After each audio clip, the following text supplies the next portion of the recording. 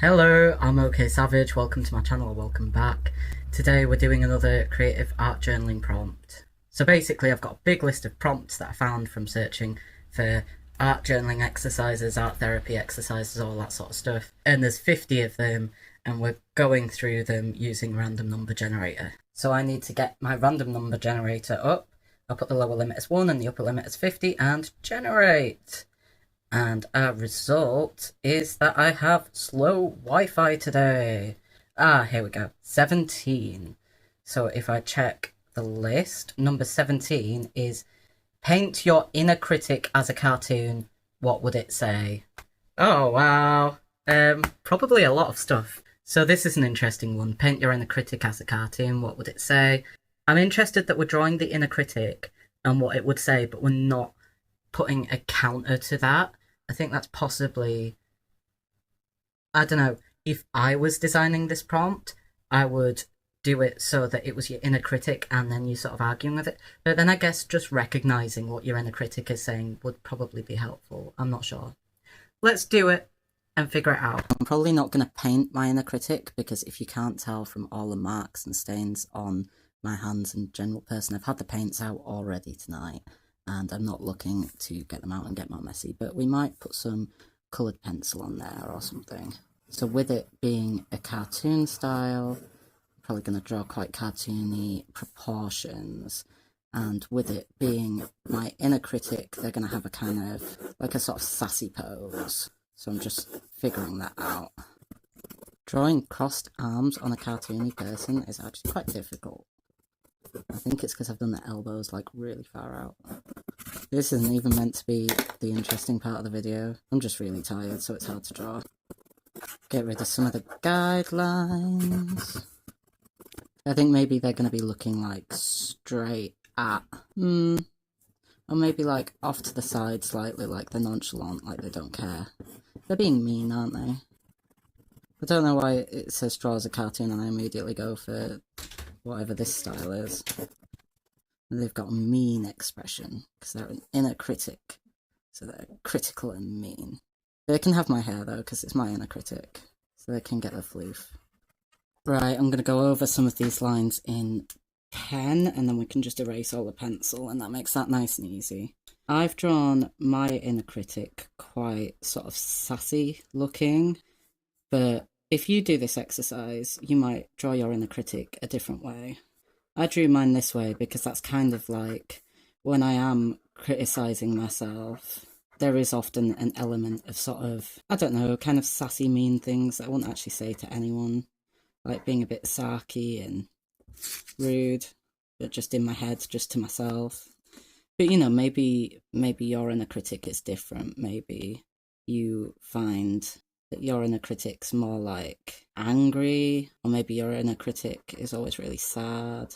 It's wherever those kind of criticisms of yourself come from, I guess. So weird, like consciously trying to draw in a cartoon style. Like I often do draw in a cartoon style, but as soon as you say you're drawing in a cartoon style, like suddenly you have to put loads of thought into it. The leg's gone a bit off kilter there, never mind. So we'll just erase all the pencil lines so it looks a bit neater. So then maybe we'll just add a little bit of colour to this. And as I'm doing that, it might be a good idea to start thinking about what I'm going to write for the inner critic speaking. Now, I think a big theme with my inner critic would probably be worrying about not getting enough done, worrying about being perceived as lazy, telling myself that I am lazy when I'm sort of trying my hardest. I have a lot of issues with having enough energy because of my ME, and I have a lot of issues with organisation because, neurodivergence. So between those two things, I can often not get as much done as I would like to. Don't get me wrong, I still get a lot of stuff done, but it's never as much as I imagined I would get done. And so I think a lot of my inner critic would focus around that. Possibly also social things, like sometimes I can be quite down on myself and worry that I'm boring or that I'm being too quiet. You know, when I'm spending time with people, that they're just not having a good time. which I don't think is true in the main. Like that's this guy, that's this inner critic. I guess if you wanted to do this activity and you wanted to spend a lot more time on it than I am, you could possibly start thinking about colour theory and everything, what colours you might want your inner critic to be wearing, whether they'd be wearing some clothes that you own, maybe something that you find yourself wearing when you feel self-critical, or whether they'd be wearing something that shows a bit of what they're like maybe you've got a really sad inner critic and they're all in blue or something. I'm not putting too much thought into it right now because we're just doing the drawing bit really quickly with it being late at night, but I am using some red on the clothes to show that sort of petty anger that I think is probably there behind a lot of the meaner self-criticism that I have a tendency to throw at myself, which is something that I've gotten really, really good at not directing at other people, but it's a lot harder to never actually still experience it and direct it yourself. So I have to keep an eye on that and kind of catch it. And then maybe some blue jeans, because they're cool and they can wear blue jeans, and that's something that sometimes I feel a bit bleh about, is like, I don't wear jeans because it's a sensory thing for me. Like, I have a couple of pairs of jeans that I never wear, and it's just because I really can't do the feeling of the denim, especially if it's tight, or especially if it's like thick denim as well. And I always think that blue jeans look so cool, and black jeans actually, and grey ones. You know, jeans just look cool, and so I think my inner critic would maybe be wearing jeans, because maybe this is the part of me that is a bit less in tune with my actual needs and less forgiving of me needing to do things in different ways to how I might want to do them. So that's my very quick and cartoony drawing of my inner critic. So now we're going to have some of what they're saying. So we've got, why are you being so weird? And that's on the social side that I was talking about, where sometimes I worry that I'm not doing social situations well. We've got, are you just going to lay in bed all day? That's sometimes when I need a nap or whatever, with having chronic fatigue and just being very busy. I can feel very down on myself about needing to rest and needing to sleep. We've got, why are you bothering? You'll never amount to anything, which I think is a pertinent one with, like, when I am getting stuff done and I am working hard, sometimes my inner critic can be a bit like, well, you know, you've not got very far so far, why are you trying so hard? That's probably another one, actually. What a try hard, and that's probably in both like a work and a social setting.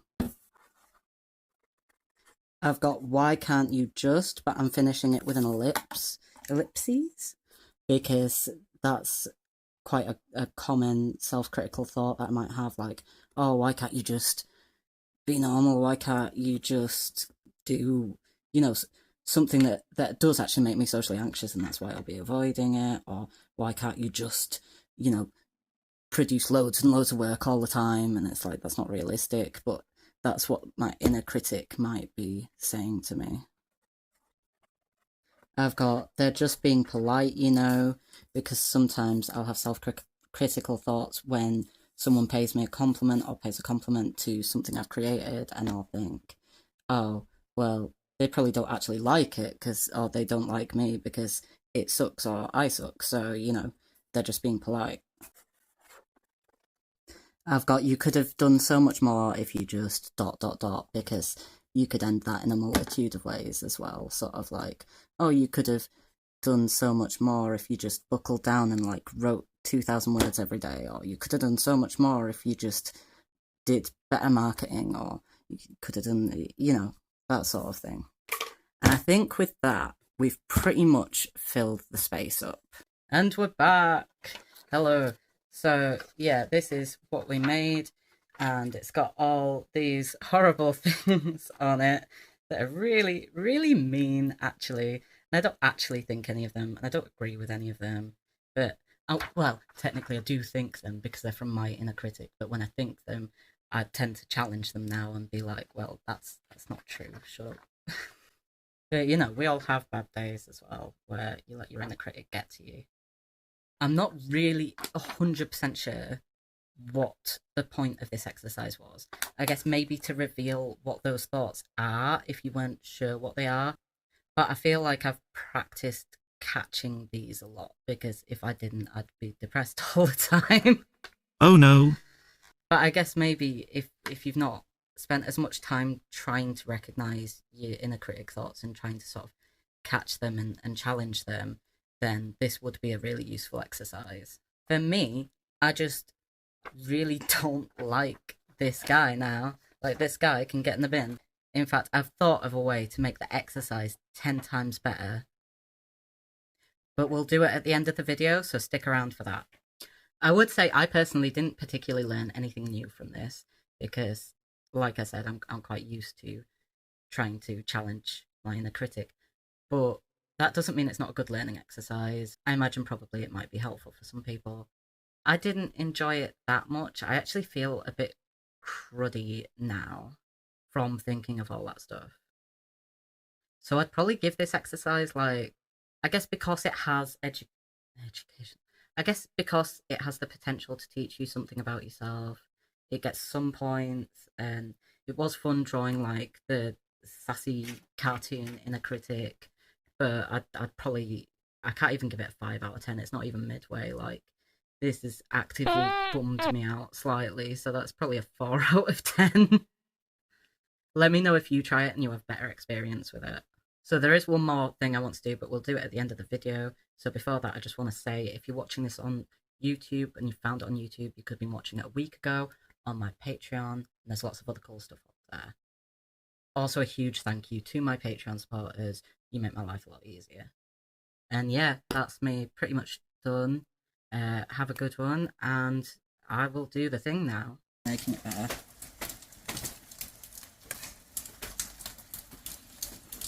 No, it's raining. It's going out. Hang on. More fire.